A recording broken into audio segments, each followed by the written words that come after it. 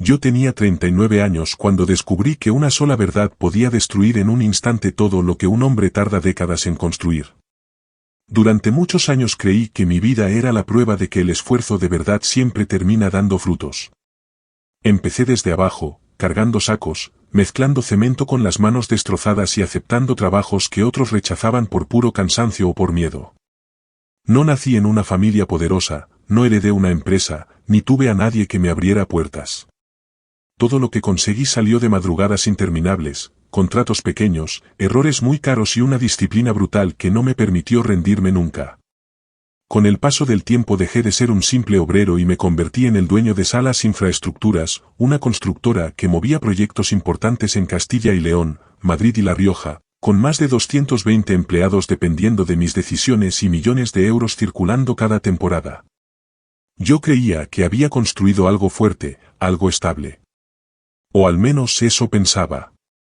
14 años antes me había casado con Verónica Roldán, que entonces tenía 36 años.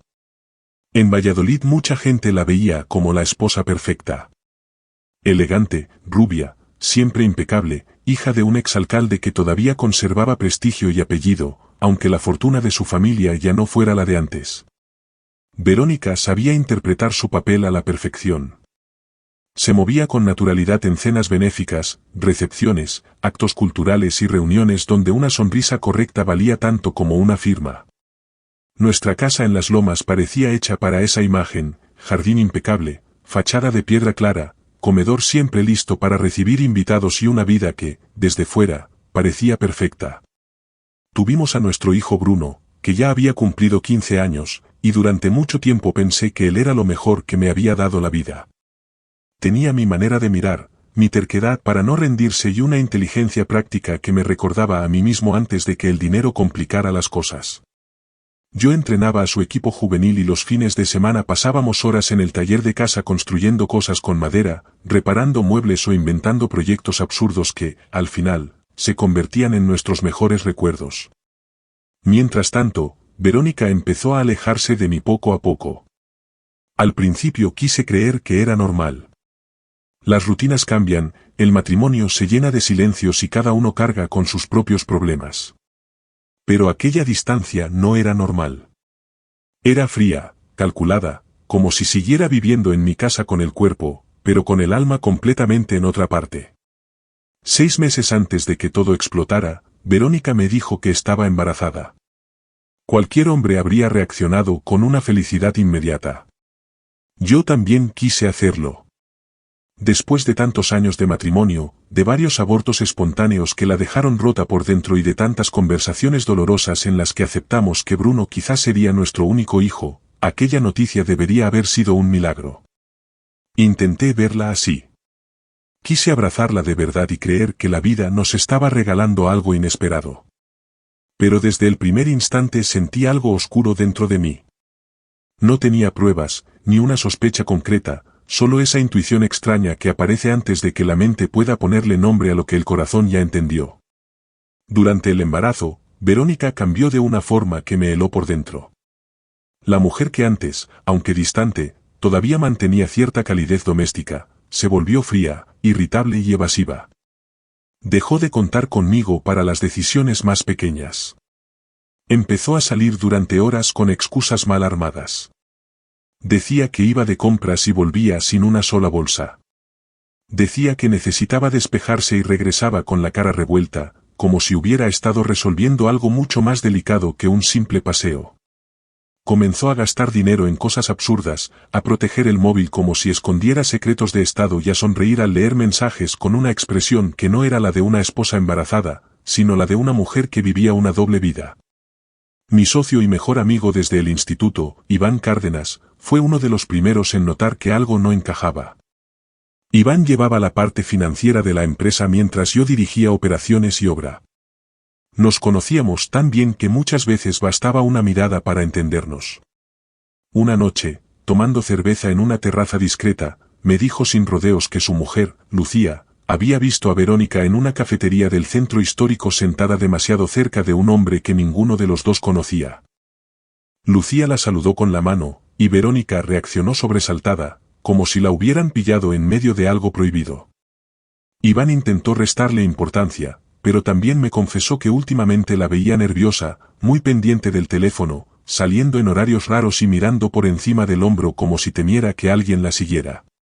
Yo hice lo que hacen muchos hombres cuando la verdad les da miedo. Me inventé explicaciones cómodas. Me repetí que tal vez eran las hormonas, el estrés, el miedo natural de un embarazo tardío. Los médicos ya le habían advertido que, por su edad y su historial, ese proceso podía ser más delicado y emocionalmente agotador. Me forcé a creer que aquello era fragilidad y no traición. Pero esa mentira empezó a romperse el día de la ecografía. Desde que nos despertamos, Verónica estaba distinta. No parecía la ansiedad normal de una futura madre. Era pánico. Movía la comida en el plato sin probarla. Se miraba una y otra vez al espejo, pero no para arreglarse, sino para observarse con un nerviosismo casi enfermo. Cuando le propuse que después del examen fuéramos a comer para celebrar que veríamos al bebé, apenas respondió con un gesto vacío. Ni ilusión, ni ternura, ni alegría. Nuestro ginecólogo, el doctor Sebastián Alarcón, llevaba más de 10 años atendiendo a nuestra familia. Era un hombre de unos 60 años, sereno, elegante y con esa clase de voz tranquila que consigue que la gente le cuente sus miedos sin sentirse ridícula. Había acompañado nacimientos, pérdidas y decisiones duras de muchas familias de Valladolid. Con nosotros siempre fue prudente y cercano, sobre todo por el historial de embarazos fallidos de Verónica. Mientras ella pasaba a consulta, yo me quedé en la sala de espera revisando el correo en el móvil.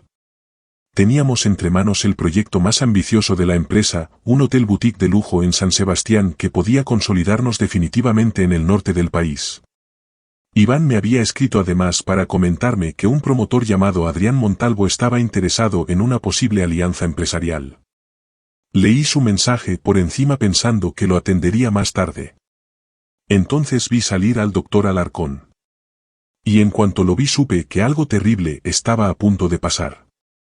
Su rostro había perdido la calma que siempre lo caracterizaba. Tenía las manos tensas y la mirada rota. Me pidió que lo acompañara a su despacho. Cerró la puerta detrás de nosotros y caminó unos segundos en silencio, como si buscara la forma menos cruel de decir lo que estaba a punto de decir. Al final se detuvo, me miró con compasión y firmeza, y habló en voz baja. Mateo, lo que voy a contarte es muy difícil, pero no puedo ocultártelo. Las medidas del feto no coinciden con las fechas que Verónica nos dio al principio del embarazo. Al principio no entendí. Le pedí que me hablara claro. Entonces me explicó que, según el desarrollo del bebé, la concepción no había ocurrido hacía 24 semanas, como se suponía por el relato de mi esposa, sino aproximadamente 27 semanas antes. Me quedé inmóvil. Oía sus palabras, pero mi mente tardaba en permitir que entraran de verdad. Cuando por fin pude hablar, mi voz sonó extraña incluso para mí. Le pregunté qué significaba exactamente eso. El doctor respiró hondo y fue directo. Significa que este embarazo comenzó cuando tú estabas fuera de la ciudad durante varias semanas por trabajo. He revisado las medidas, los registros, la evolución y los datos clínicos varias veces. No hay margen real para otra interpretación. Yo estaba en Málaga, supervisando personalmente una obra gigantesca que nos había consumido a todos. Había pasado allí casi 3 semanas, durmiendo poco, trabajando sin descanso y llamando cada noche a casa creyendo que mi esposa me esperaba con amor y que todo mi sacrificio tenía sentido. Recuerdo que lo miré y le pregunté si existía alguna posibilidad de error, aunque en el fondo ya sabía la respuesta. Él negó lentamente. Me mostró las tablas, las mediciones, las imágenes y la progresión del crecimiento fetal. Todo apuntaba a la misma verdad. El bebé estaba sano. Pero no podía ser mío. Sentí que algo dentro de mí se derrumbaba sin hacer ruido. 15 años de confianza, de recuerdos, de planes familiares, de costumbres compartidas y de promesas se vinieron abajo en aquel despacho silencioso iluminado por una lámpara demasiado blanca. De golpe, las llamadas ocultas, las ausencias, los gastos raros, la distancia y las miradas perdidas de Verónica empezaron a encajar como piezas de un rompecabezas que yo me había negado a resolver. El doctor Alarcón me sostuvo la mirada y me dijo algo que jamás olvidé. Mateo, eres un buen hombre y no mereces que te destruyan así. Protege a tu hijo y protégete tú. Lo que hagas a partir de ahora, hazlo con la cabeza fría. Le pedí que me enseñara la prueba una vez más. Giró la pantalla hacia mí y vi números, gráficas, medidas óseas, proporciones y estimaciones temporales. Nunca una evidencia médica me había parecido tan cruel. Después volvimos a la sala de exploración. Verónica estaba tumbada, con el rostro húmedo, mirando al techo como alguien que ha esperado demasiado tiempo un castigo y por fin oye abrirse la puerta. Sabía que la verdad la había alcanzado. Me miró con los ojos destrozados y susurró mi nombre. Quiso hablar, pedir tiempo, inventar una explicación. Yo ni siquiera levanté la voz. Le dije que no intentara mentirme otra vez, que nos íbamos a casa y que allí me diría exactamente quién era el otro hombre y desde cuándo se estaba riendo de mí. Durante el trayecto no lloré, no insulté y no golpeé el volante. Una rabia limpia y helada empezó a ocupar todo el espacio dentro de mí.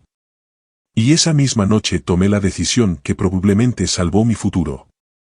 En lugar de explotar, me volví metódico. Toda mi vida profesional la había construido con estrategia, paciencia y precisión. Si mi matrimonio se había convertido en una emboscada, yo no iba a entrar corriendo y a ciegas. Iba a desmontarlo pieza por pieza. Lo primero que hice fue investigar a Adrián Montalvo, el promotor del que Iván me había hablado. No tardé mucho en entender por qué su nombre había aparecido en aquel momento. Adrián era el director ejecutivo de Montalvo Desarrollos, una inmobiliaria que vendía lujo, modernidad y exclusividad por toda España. Su página web era una exposición constante de fachadas perfectas, áticos de revista, sonrisas vacías y frases diseñadas para impresionar a inversores ingenuos. Él aparecía en todas partes, seguro de sí mismo, trajes caros, dientes impecables y ese tipo de encanto superficial que a mí siempre me ha dado asco porque casi siempre esconde cobardía y vanidad. Revisando sus redes encontré imágenes de una gala benéfica celebrada meses antes en Valladolid. En varias de ellas aparecía Verónica al fondo.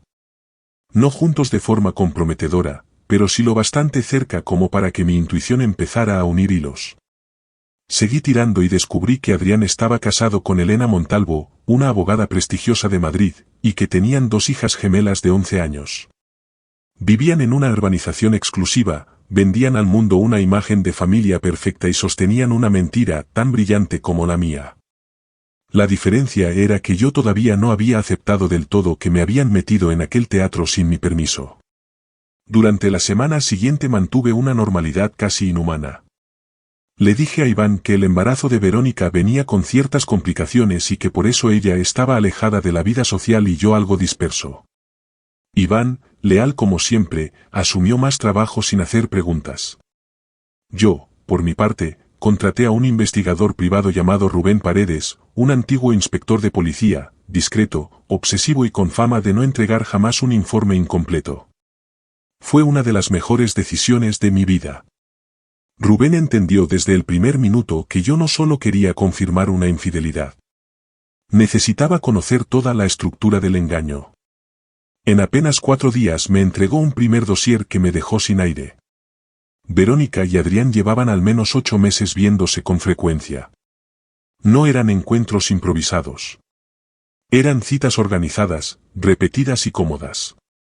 Se veían 2 veces por semana en una suite del Hotel Mirador del Pisuerga, siempre bajo excusas diferentes. Había fotografías con fecha y hora, registros de pago, entradas y salidas, rastreo de movimientos y un patrón tan claro que negarlo habría sido ridículo. Verónica usaba dinero de nuestra cuenta conjunta para pagar parte de esos encuentros.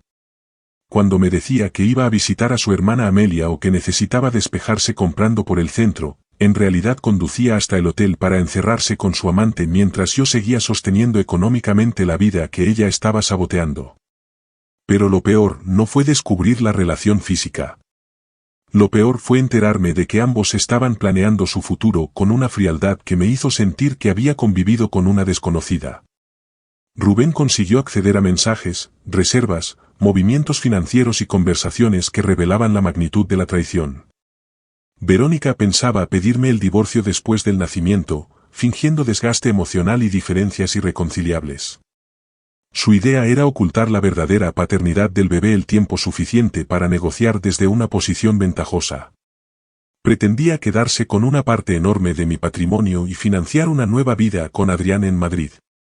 Ya habían dejado señal para un ático de lujo y habían investigado colegios privados para la niña que esperaban. No era una aventura nacida de la confusión ni un error sentimental.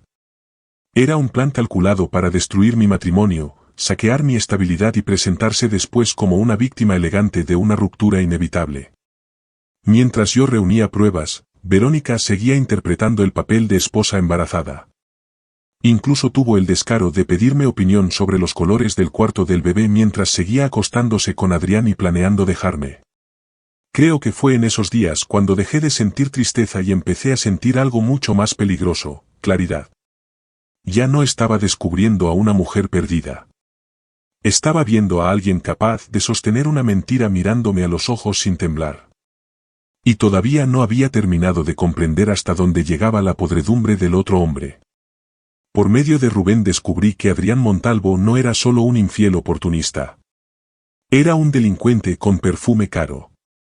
Aprovechando el interés que él mismo había mostrado en mi empresa, organicé una reunión bajo la apariencia de una posible colaboración empresarial. Mi reputación como constructor serio lo hizo bajar la guardia. Quería impresionarme. Y los hombres vanidosos, cuando creen que están seduciendo a alguien para hacer negocios, acaban revelando más de lo que deberían. Adrián empezó a hablar de sus promociones, de sus contactos, de cómo aceleraba permisos, reducía costes y sorteaba regulaciones. Entre copa y copa soltó frases que un hombre prudente jamás habría pronunciado frente a alguien a quien apenas conocía. Habló con chulería de estudios ambientales maquillados, favores dentro de ciertos organismos, inspectores comprados y materiales inferiores usados para recortar presupuesto. Yo asentía, le pedía detalles, fingía admiración y grababa cada palabra con el móvil. Días después visité 3 de sus obras con la excusa de estudiar su modelo. Llevé una cámara discreta y los ojos bien abiertos. Lo que encontré bastaba para hundirlo varias veces. Medidas de seguridad ridículas, estructuras comprometidas por ahorrar dinero, daños medioambientales evidentes, documentación sospechosa y trabajadores expuestos a riesgos inaceptables. Aquello no era ambición empresarial. Era corrupción sistemática. Mientras reunía esa munición, me senté con mi abogado, Tomás Ferrer, un viejo amigo y uno de los pocos hombres a quienes les confiaría el cuello. Le pedí que revisara cada activo, cada sociedad, cada participación y cada fondo con el objetivo de blindar mi patrimonio dentro de la legalidad. No necesitaba inventar trampas. Solo necesitaba impedir que Verónica usara mis 15 años de trabajo como el botín de su traición.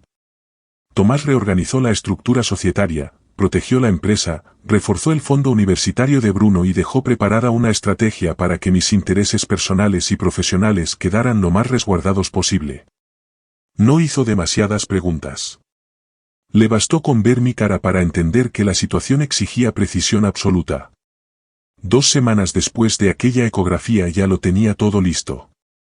Lo que iba a ejecutar no construiría nada nuevo, como mis proyectos de siempre. Al contrario. Iba a demoler las vidas de 2 personas que habían decidido usar la mía como escalón. Empecé por donde más dolía.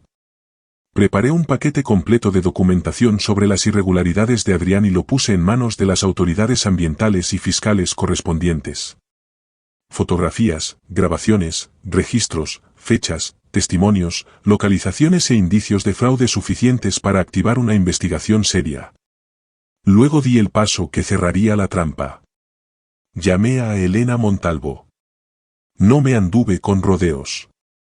Le dije quién era, le pedí una reunión urgente y añadí solo lo necesario para que entendiera que no se trataba de una broma ni de una amenaza vacía.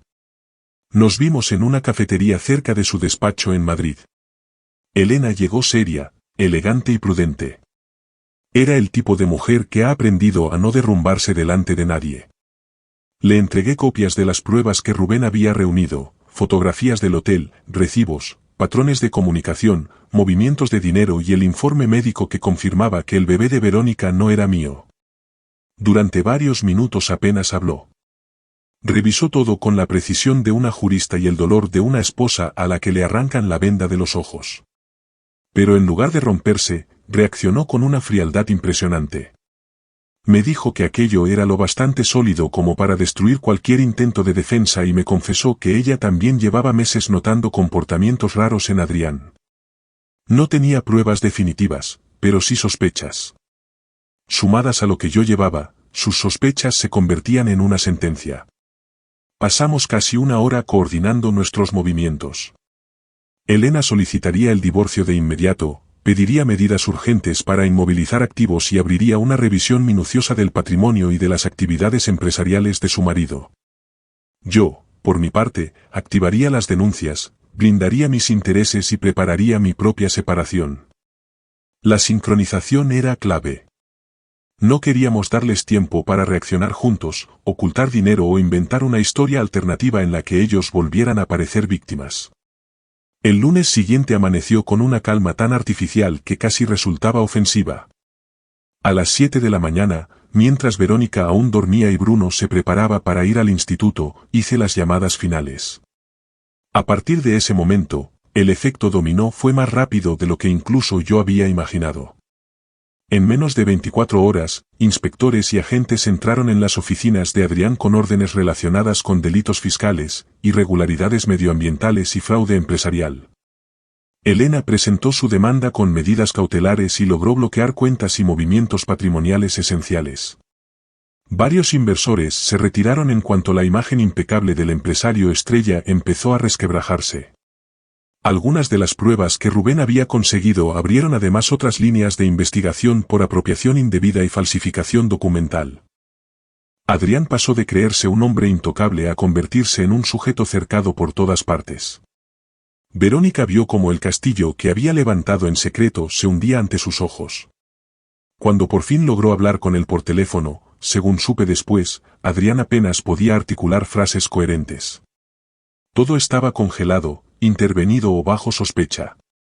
Entonces entendió que no se había enfrentado a un marido ingenuo, sino a un hombre que llevaba semanas desmontando su traición con la misma precisión con la que levanta un edificio. Esa noche regresó a casa y me encontró en el despacho con todos los documentos ordenados sobre la mesa. Le pedí que se sentara. No grité. No hacía falta.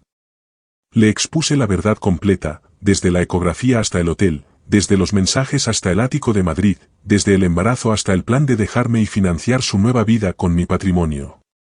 Verónica lloró, suplicó y dijo que se había confundido, que Adrián la había manipulado, que tenía miedo, que no sabía cómo salir de la mentira y que pensó que podría arreglarlo más adelante. Pero cuando una persona ha sostenido una farsa así durante meses, las explicaciones suenan como lo que son, restos de una mentira que ya no sirve. Le dije que nuestro matrimonio había terminado y que, a partir de ese instante, todo se trataría por la vía legal. Bruno no merecía presenciar aquella escena, así que protegí su rutina lo mejor que pude. Nunca he sentido un dolor tan extraño como ver a tu hijo intuir que la casa ya no es un hogar, aunque todavía no conozca todos los detalles. Las semanas siguientes fueron un torbellino. El divorcio se puso en marcha. El contrato matrimonial que Verónica llevaba años sin recordar incluía cláusulas y salvaguardas que, unidas a las pruebas de su conducta y a la reestructuración previa de activos, redujeron muchísimo el margen de maniobra que ella había imaginado. Adrián fue imputado en varias causas y su imperio empresarial empezó a desintegrarse bajo el peso de inspecciones, filtraciones y retiradas de apoyo.